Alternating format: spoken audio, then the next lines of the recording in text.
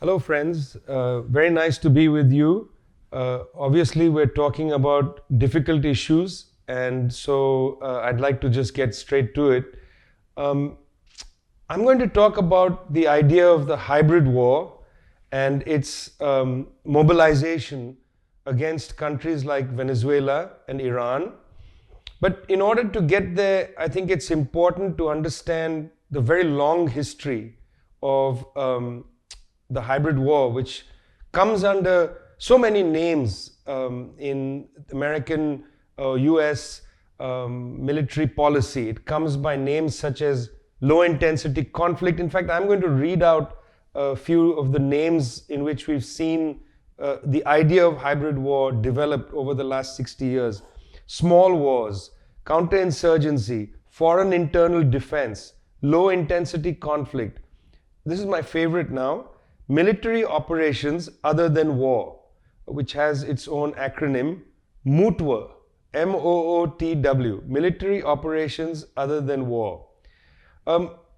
This goes back to, at least in the modern period, the formation of the CIA in 1948, and then the formation of the Special Forces in 1952.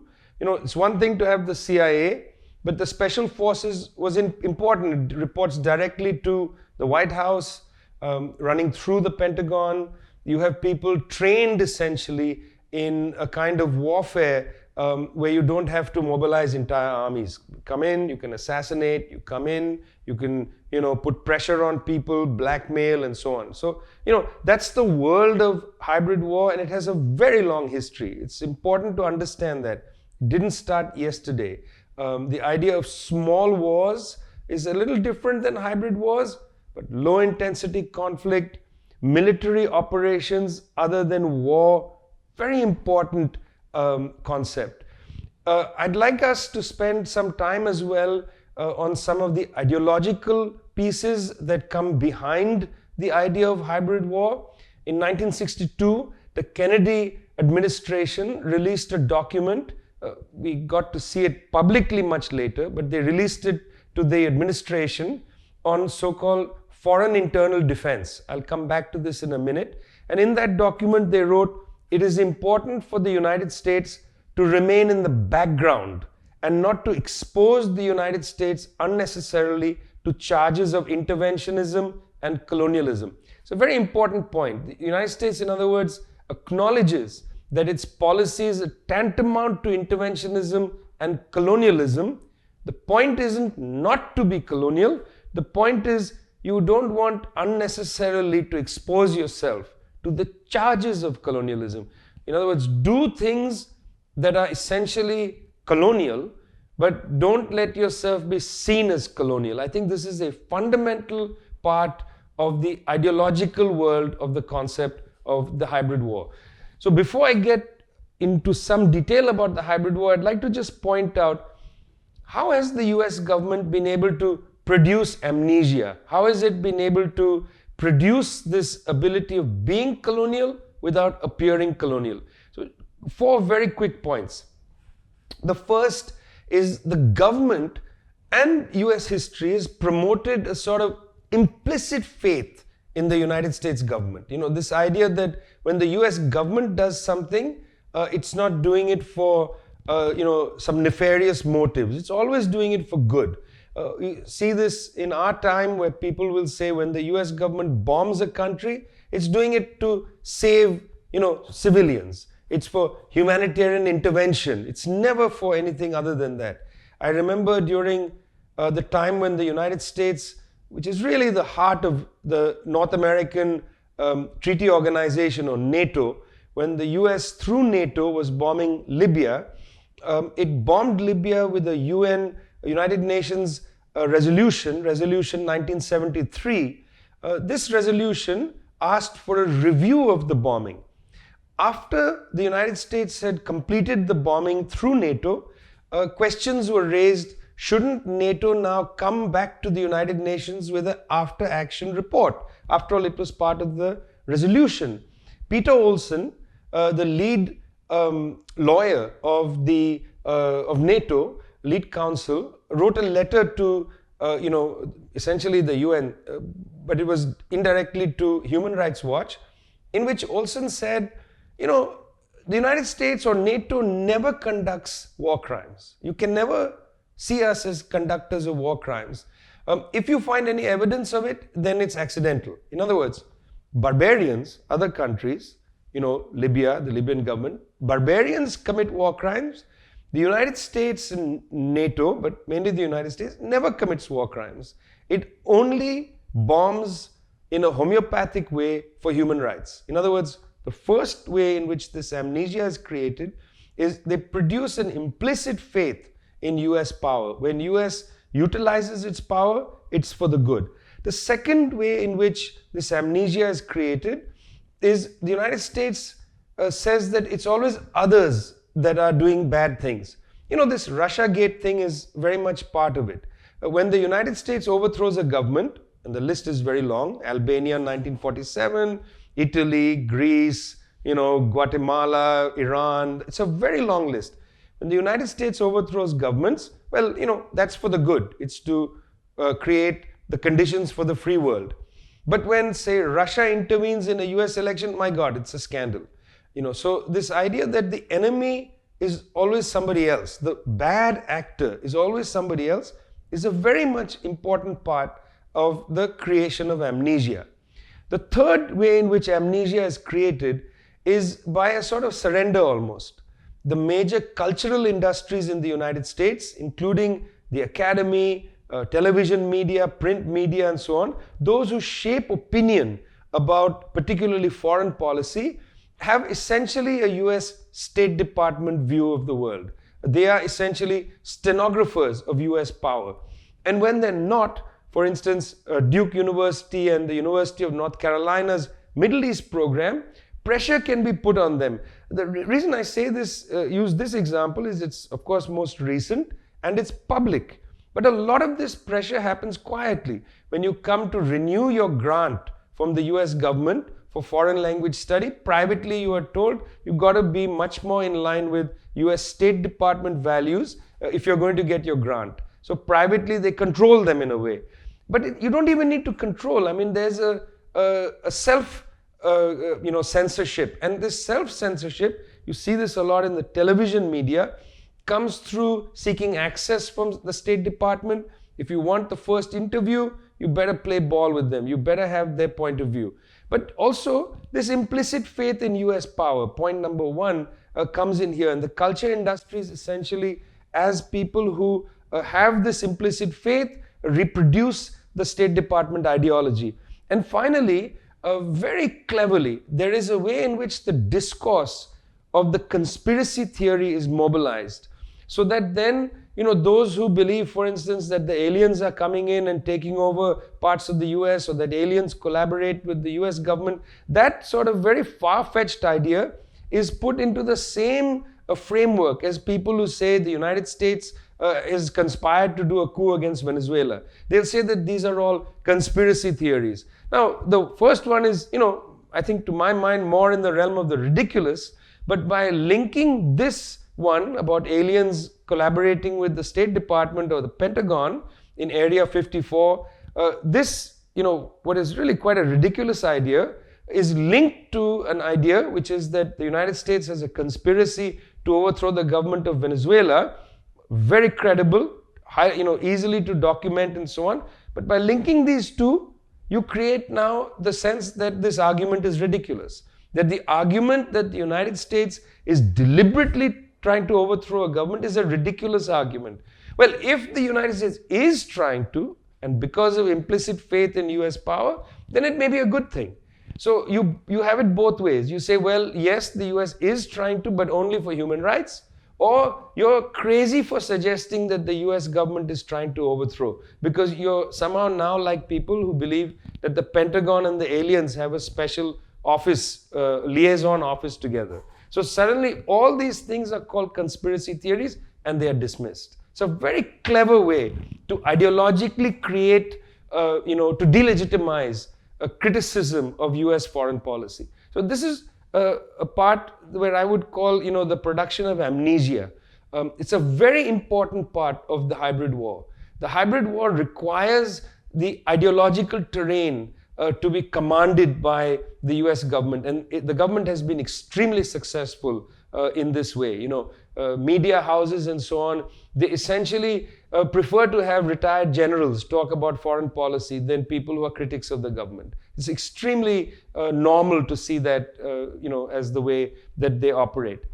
Now, to pivot back to the idea of the hybrid war, I'd like to just suggest maybe 2 or 3 concepts that we need to bear in mind. And these concepts are about the goals, basically, not publicly, because these are internal US documents, but these are the goals shared by people inside the US State Department, the Pentagon, the various departments of defense, in Defense Intelligence Agency, National Security Council, and so on. This is a shared understanding. From the first concept that I'd like to put on the table is the concept of primacy. From the 1940s, I'm going to read from a document, 1947. From the 1940s, the US government has made it clear that the goal of US foreign policy is to seek this concept which they call primacy. That the US must have primacy over the world.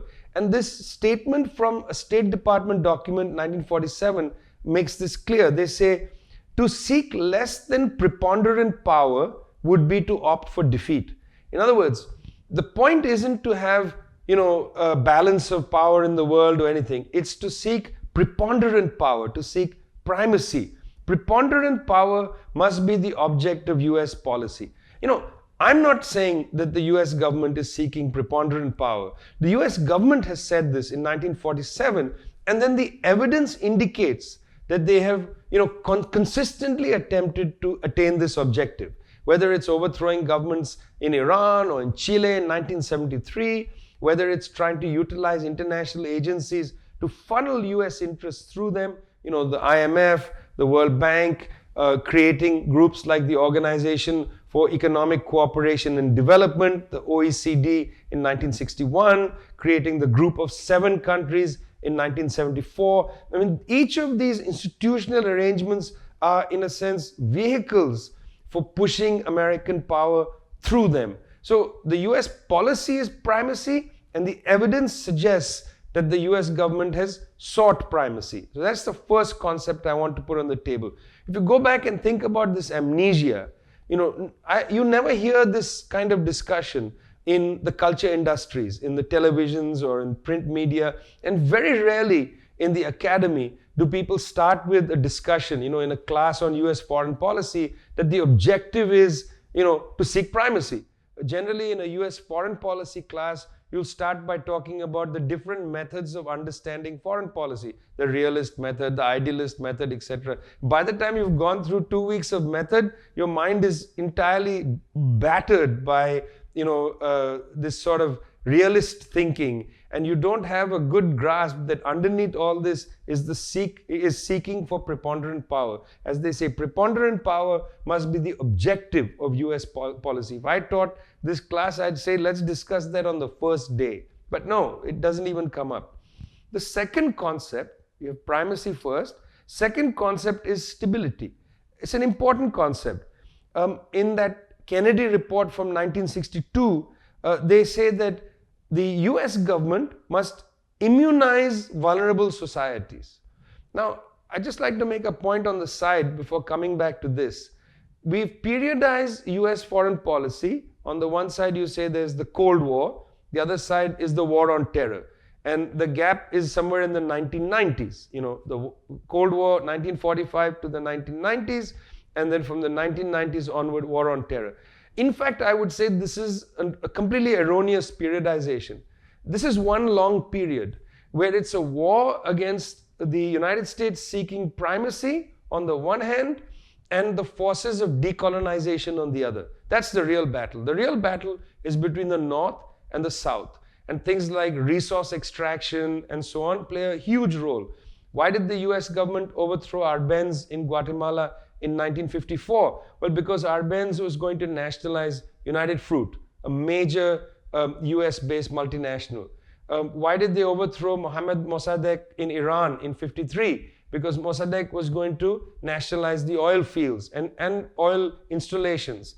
Why did they overthrow Allende in Chile in 1973? Because Allende and the United Left movement was going to nationalize copper and telecommunications, and that was just not possible. And American-based multinationals basically pushed Nixon to overthrow the government through methodologies not directly with a US intervention, but by, as Nixon said, making the economy scream.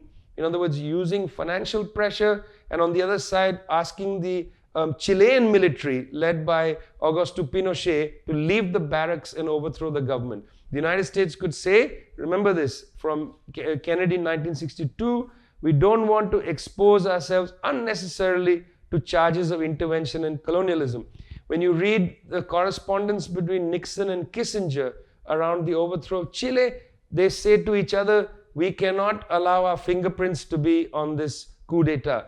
20 years later, let it be public knowledge, but at the time, we don't want it to be public. It's very important to understand that this period from 1945 to the present is a fight between US imperialism on the one side, seeking preponderant power, and on the other side, you have these people who are trying to use their resources to make some social wealth, to produce some form of social development. And every time they make a move, whether it's to do with fruit, whether it's to do with oil, whether it's to do with copper, they are simply not prevented. Various forms of war, military operations other than war, are used against them, governments are overthrown, and the resources are taken. This is a war in that sense between imperialism and decolonization. And it's been going on at least since the 1940s. So this idea of stability, what did the governments of the United States do? You see, from very early, the point was you don't want US troops to always enter. You want to Cubanize the conflict. 1961 attempt on Cuba through Bay of Pigs. Those were Cubans who landed there. Cubanized the conflict. In Vietnam, the Nixon administration tried to Vietnamize the conflict. You don't necessarily want to land US troops there. You want Vietnamese people to do your work for you. Or you want people, for instance, in Laos and Cambodia to be hired as mercenaries to do your work for you. All of this is familiar now. What's happening in Venezuela, you want to Venezuelanize the conflict. You want to create sharp divides in Venezuelan society. Let one faction of the bourgeoisie create, let's say, unrest in the country. Let them come in and do it. So Cubanize, Vietnamize, Venezuelanize. What does stability mean? And here we come to this Cubanize, Venezuelanize, and Vietnamize. What does stability mean? It means the concept of internal defense. This is the concept used by the US government from the 1950s. Internal defense. The concept of internal defense, they say, is to give governments over there in, let's say Chile and so on, the ability to maintain internal order. In other words, the US government will collaborate with dictators, authoritarians, monarchs, whatever it is, to create internal order. You'll have the sale of arms to these governments. You'll have what are known as international military education and training programs, or IMET, where soldiers from Panama, people like Manuel Noriega, will come to Fort Benning. They'll be trained and they will do the dirty work for the United States, maintaining order in those societies. What does order mean? Order means imperialism, the opposite of decolonization.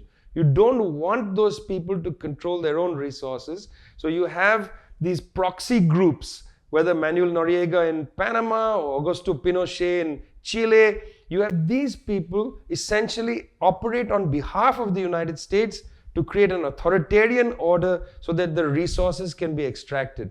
And if you don't accede to US preponderant power or to primacy, then all methods can be used to overthrow you. And that's where this, a hybrid war becomes more and more sophisticated. On the one side, it's a communication war. Let's take Venezuela as an example in the time remaining. You have a communication war. You have to say that Maduro is a dictator. You have to demonstrate that Maduro is not fit to govern. Doesn't matter that he has, the support of half, 3/4 of the Venezuela. Doesn't matter.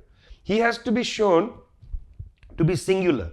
And the whole Venezuelan people are against him. And he is using authoritarian violence to hold them down. I mean, this is the first thing you have to do. You have to create a kind of cultural, historical, ideological delegitimization of the government. And then the whole media has to collaborate in this.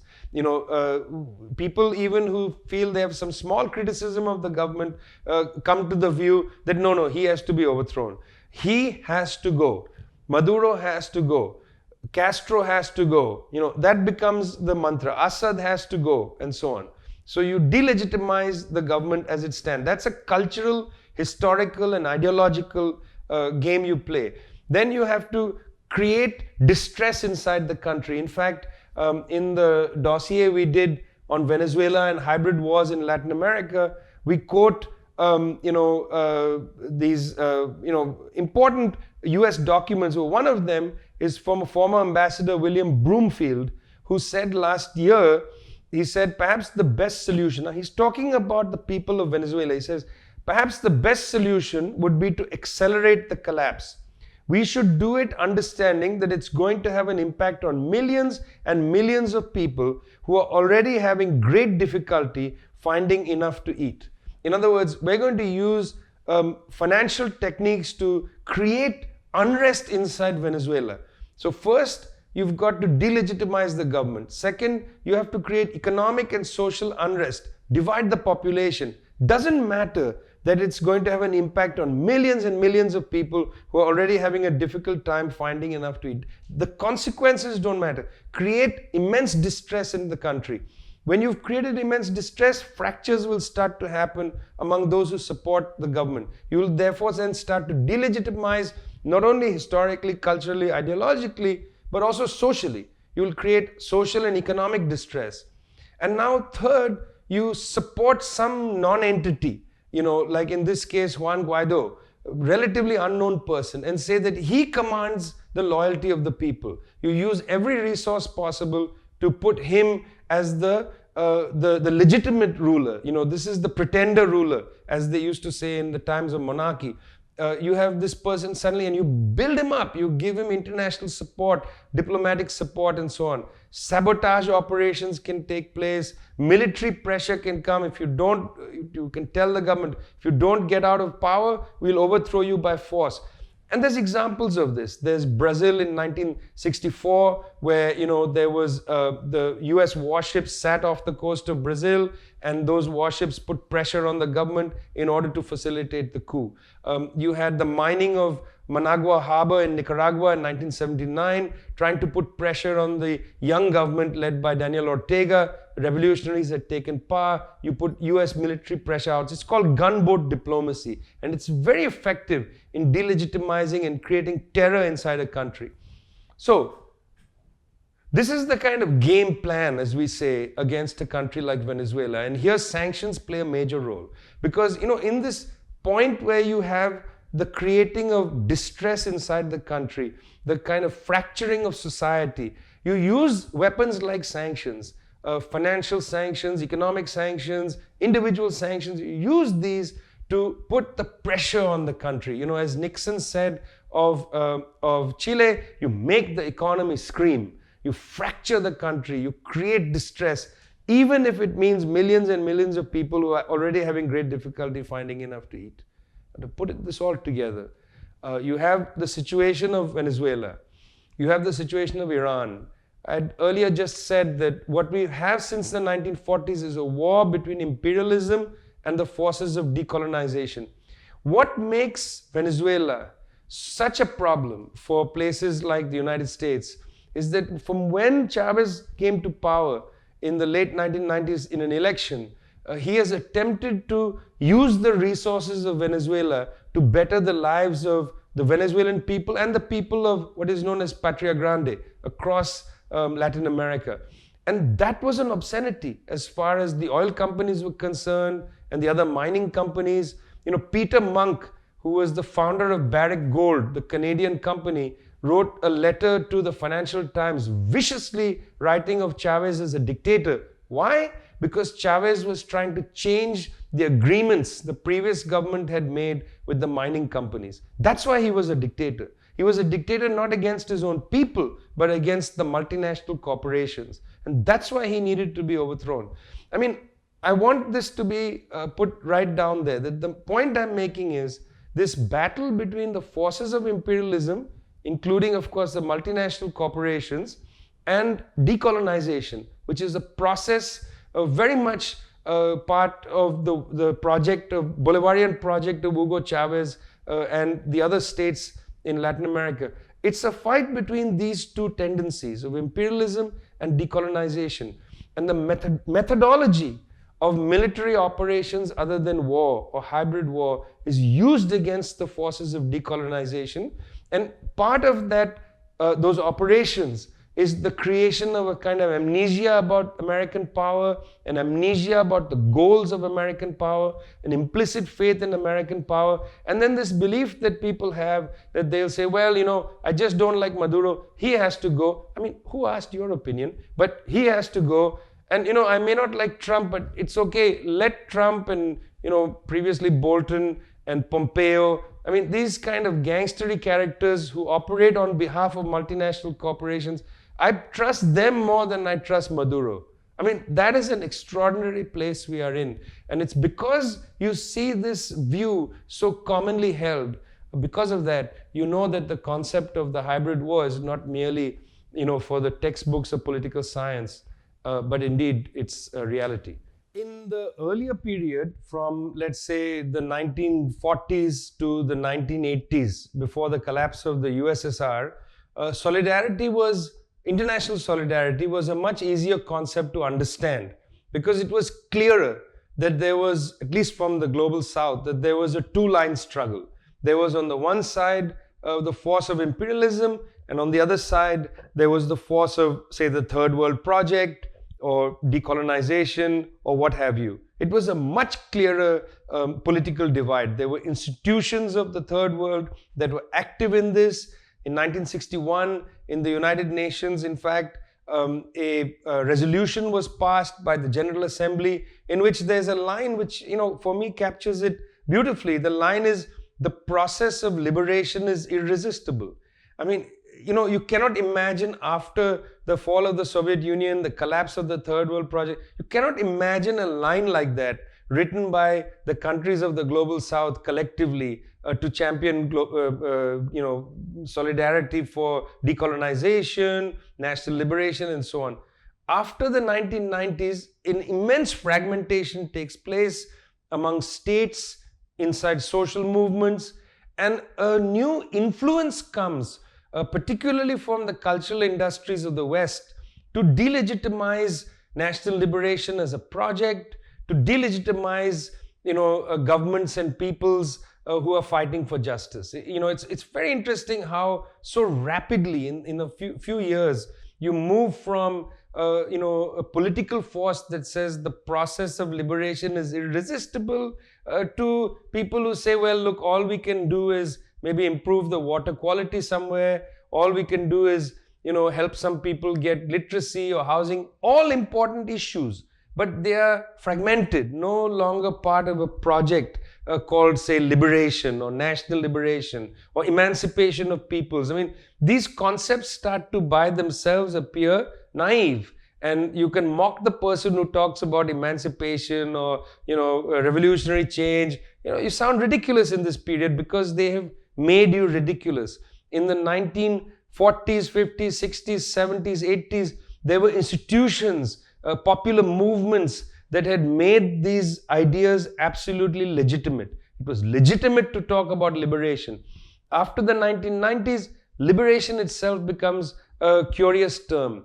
And this is why international solidarity now is so difficult. It's not just that, well, people are busy or they're, on their iPhones. It's not that. It's that the political context has changed from the context where solidarity for international liberation was, a legitimate thing because international solidarity was backing something that was legitimate, which was liberation, emancipation, socialism, and so on.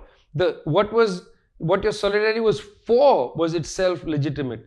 Now you can have international solidarity, but it's not for the same kinds of things.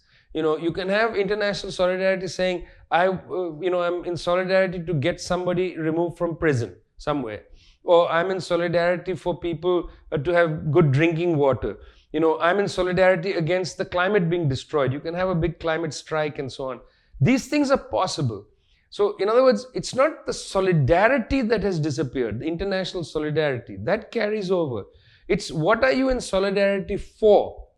In this new period, being in solidarity for the forces of decolonization has been delegitimized. That's the main point I think we should consider. Why is it that people have such a hard time now being in favor of countries or movements that have a strong decolonization philosophy or position? Because the idea of decolonization now sounds ridiculous to lots of people as a consequence of the erosion of faith in this idea by the culture industries which are so close to the US State Department. I mean, even consider the fight for the liberation of Palestine. Even the BDS movement and other strong movements, even these movements, they are so strongly attacked. People attack them on the grounds of anti-Semitism or whatever, that it's hard for them to sustain themselves and become mass movements of a kind that were there for Cuba, for instance, before the fall of the Soviet Union. Mass solidarity campaign for Cuba, mass solidarity campaign in solidarity with the people of Vietnam in their war against the United States. You just don't see that any longer for decolonization struggles. It's one thing to argue for the Palestinian prisoners on human rights grounds, but to say we demand the decolonization of Palestine, not a legitimate. That's not only because of Palestine, that's because the concept of decolonization has been delegitimized. It's so important, therefore, for us to understand if we're going to reanimate international solidarity for decolonization, if you want to have a solidarity campaign for Venezuela, for instance, you have to fight for the idea of decolonization, the right of people, the Venezuelan people, to control their resources, to control their destiny. I mean, this has to be fought for. It's not that you're fighting for the government or you're fighting for this or that. You're fighting for the project of decolonization. You're fighting for the people of Western Sahara. You're fighting for the Palestinians. You're fighting for the Cubans. You're fighting for people who want to chart a path, that's different from the path that's placed upon them by the imperialist bloc, including the IMF and others. Argentina has an election. That election is between the forces of imperialism and the IMF, the government of Mr. Macri, on the one side, and then the forces of decolonization on the other. You've got to add in the bloc of Patria Grande, Frente Patria Grande, of course the Peronists and others. They want to control their resources in order to produce a society where people are not starving, where their currency is deteriorated terribly, where it's difficult to mobilize basic resources to take care of basic human needs. I mean, that's the fight, and that's how we need to understand it. This is not a fight in just one country or against one adversary. This is a much broader fight in real terms to save humanity and the planet. It's a fight between imperialism and decolonization. Now, if you want to stand with imperialism, that's fine, and you can make it clear and go in that direction. But if you believe in the forces of decolonization, it's really important to stand up and say so. I mean, people somehow feel that there's a kind of naivete, or they don't want to, stand up. They would prefer to have a more nuanced understanding of the world.